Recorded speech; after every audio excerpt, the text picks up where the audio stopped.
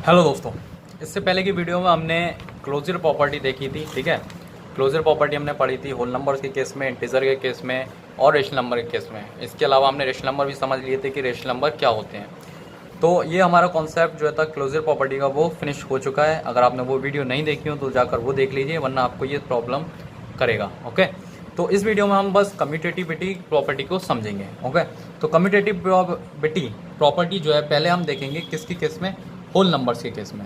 ठीक है, जैसे कि हमने वहाँ पर क्लोजर प्रॉपर्टी देखी थी होल नंबर केस में, इसी तरीके से हम ये वाली प्रॉपर्टी देखेंगे।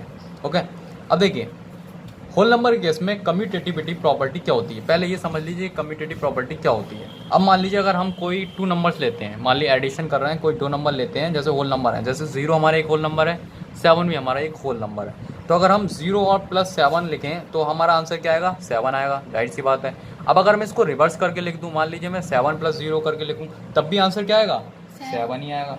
तो ये ही प्रॉपर्टी हमारी क्या कहलाती है, कम्यूटेटिविटी कहलाती है। मतलब क्या हुआ, अगर हम कोई a + b कोई नंबर लेते हैं और उसको b + a करके लिख देते हैं, तो अगर आंसर हमारा सेम आता है तो यानी कि वो कम्यूटेटिविटी प्रॉपर्टी को फॉलो कर रहा है।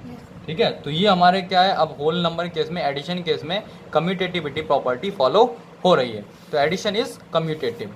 अब अगर हम देखें सब्ट्रैक्शन केस में, तो इन्होंने देखो इधर सॉल्यूशन तो नहीं दिया, इन्होंने डायरेक्ट लिख दिया सब्ट्रैक्शन इज नॉट कम्यूटेटिव। अब इन्होंने ये कैसे लिखा, अब इसको हम इसमें देखेंगे।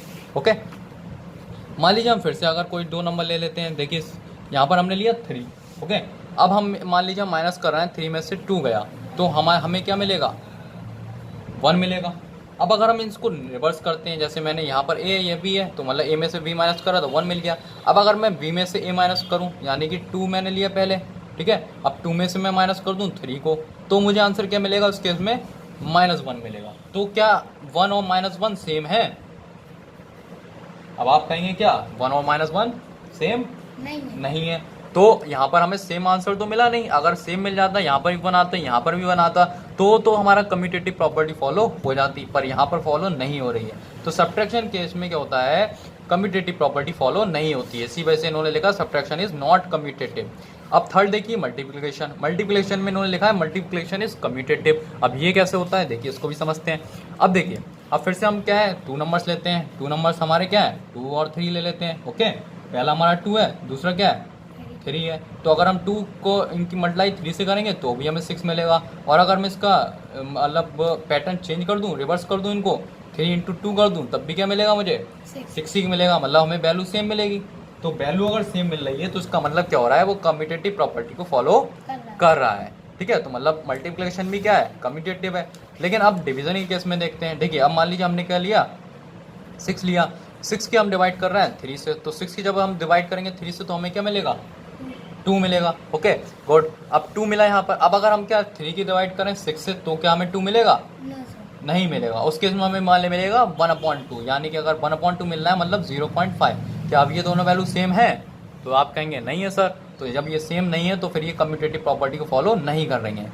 तो होल नंबर केस में कम्यूटेटिव क्या क्या होता है, एडिशन कम्यूटेटिव होता है और हमारा मल्टीप्लिकेशन कम्यूटेटिव होता है, बल्कि डिवीजन कम्यूटेटिव नहीं होता है। ओके, होल नंबर का केस समझ में आ गया आप लोगों को, गुड।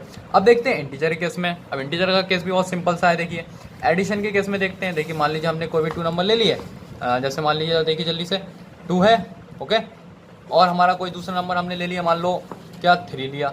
ठीक है, ये दोनों हमारे क्या इंटीजर्स होते हैं। तो 2 और 3 को हम लिख सकते हैं क्या, 5 लिख सकते हैं, नहीं लिख सकते हैं, लिख सकते हैं। तो 5 हमारा क्या है। अब अगर हम इसको ऐसे लिखें 3 + 2 तब भी 5, तो मतलब दोनों के केस में सेम है। पर तो क्या होगा, कम्यूटेटिव होगा। दोनों केस में सेम आ गया तो कम्यूटेटिव होगा, यस सर, होगा।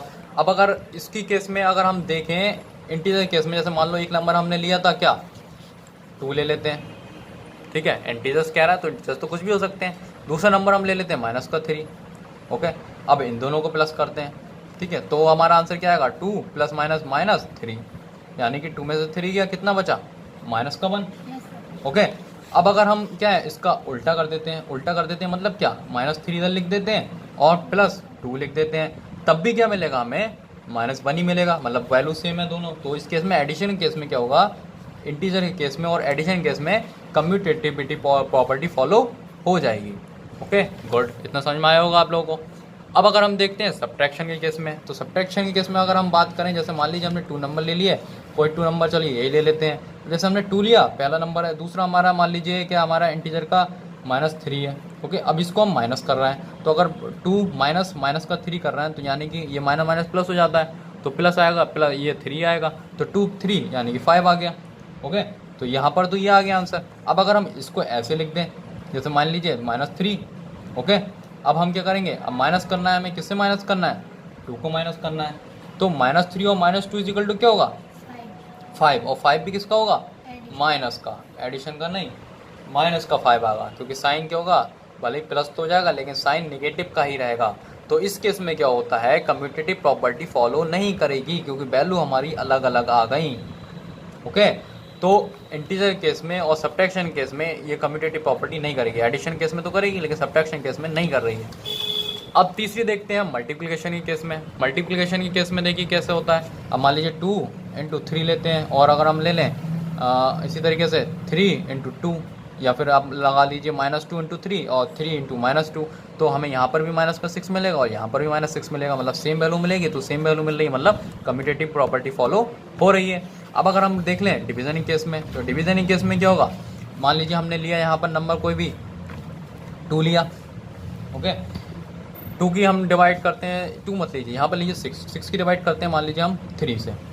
ओके, तो यहाँ पर हमें क्या मिलेगा, या फिर -6 से 3 ले लीजिए तो हमें -2 मिलेगा। लेकिन अगर हम इसको उल्टा कर दें, 3 की डिवाइड करें -6 से, तो हमें क्या मिलेगा, -1/2 मिलेगा, और फिर से वही वैल्यू आ जाएगी 0.25, मतलब ये दोनों वैल्यू सेम नहीं है, वो भी माइनस की आएगी। ठीक है, तो ये मतलब कम्यूटेटिव प्रॉपर्टी डिवीजन केस में फॉलो नहीं होगी। तो यहाँ से आप देख पा रहे होंगे कि एडिशन केस में addition is commutative, while subtraction is not commutative, multiplication is commutative and also division is not commutative। तो इसके केस में ये होता है हमारा। अब रेशनल नंबर के केस में कम्यूटेटिव प्रॉपर्टी कैसे फॉलो होती है, इसको हम देखेंगे नेक्स्ट वीडियो में।